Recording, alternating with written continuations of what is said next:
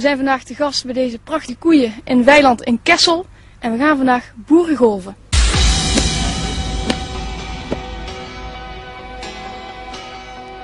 Boerengolf is ontstaan in de Achterhoek bij een boer die wou graag gaan golven.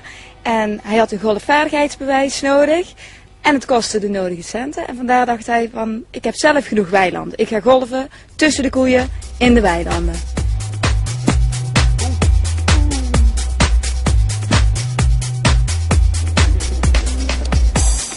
Ja, en dan bij boerengolf heb je natuurlijk wel het probleem dat je gewoon de bal tussen de koeien slaat.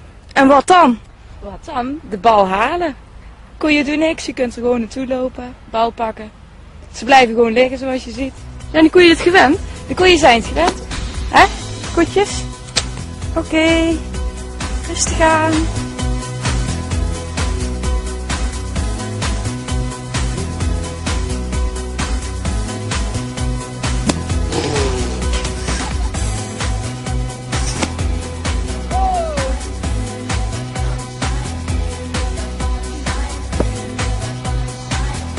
Ah, shit.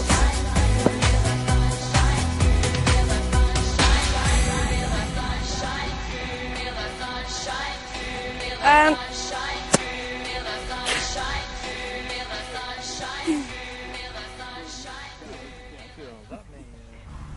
Ja, en het draait natuurlijk allemaal om winnen.